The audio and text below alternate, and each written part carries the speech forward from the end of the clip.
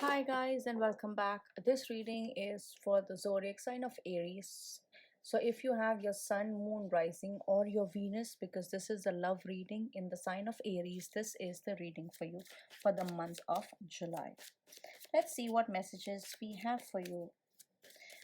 The first card that I have for you guys is the Magician card. A lot of magic or a lot of magical moments are going to happen in your relationship or situationship. Most of the people who actually watch this channel are not really singles, but they are in sort of a situationship. So we are going to say situationship. It could also mean you're single. It could also mean that you are in a relationship. So take it how it resonates. But a lot of magical moments are happening. You have been manifesting very, very strongly, and I do see for many of you, your manifestations are finally going to come true in form of a real person who will approach you very, very soon. And it does look like you have waited for this person for a really long time. The next card that I have for you guys is the Six of Wands. Remember, it's coming true.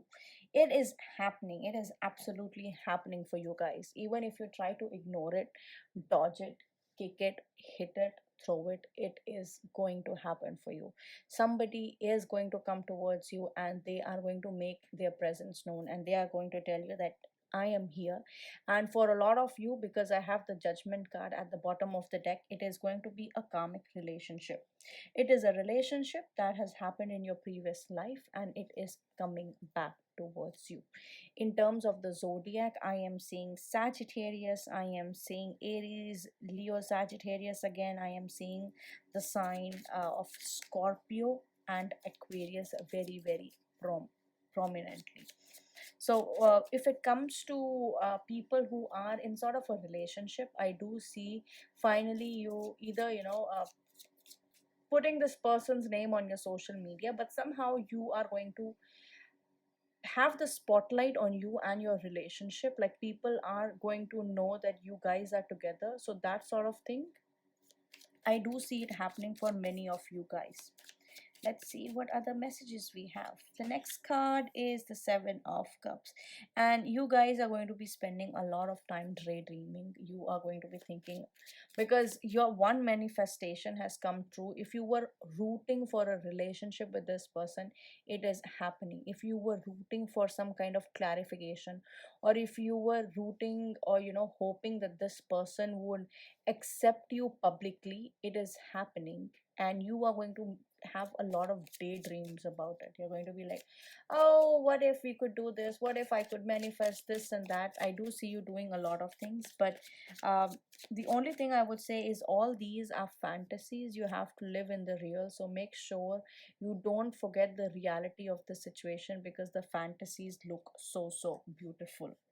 Why? Because the Ten of Wands tells me that despite all the fantasies, either you are going to be overwhelmed with work, either personal work or professional career related work, that you're not going to have time to focus on these, and then that's going to leave you a little heartbroken. At the bottom of the deck again, I have the Two of Cups, so this is another clarification. It is something from the past, it is happening. I also see chances of you people, the person you may have a crush with could be somebody from your work, or somebody new is going to join your workplace and you're finally going to develop a crush on them. So those things are prominent. But yeah, you have, like, you've known this person in your past life, so this person is not new. So when you share your feelings with them, or when you meet them, or even when you look at them, you will feel this instant connection, this instant energy of being like, I've known this person for the longest time in my life. The next card that I have for you is the Ace of Wands. Okay. um this is not PG-13. Many of you are going to get laid. If you don't get laid, like because of physically that's not present, many of you are going to be sexting or doing something along those lines. But there is this spark of passion, there is this instant connection that you are going to feel. And this is for people who are in a situationship. For people in a relationship, it does mean that you guys are going to find time for yourself, despite being in this energy of working and deciding what to do. You may have a lot of things on your plate to do and you're juggling it all, but you will still make time for yourself and your person, and that's an amazing energy. And then I have the Nine of Swords. So despite the connection, despite the love, despite the pull, the magnetic pull, it does seem like at the back of your mind you are scared about how fast or how quickly this relation is growing and developing. At the bottom of the deck I have the Nine of Pentacles. So either you yourself, if you have a very strong earth element in your chart, either you yourself or somebody is going to tell you to start evaluating your love life, to start thinking from your head rather than your brain. So if this is something that does not happen to you very often, well, this relationship or this situationship with the person is going to make you think this way. You're going to be calculating, you're going to be manipulating the situation. So make sure you stay out of it.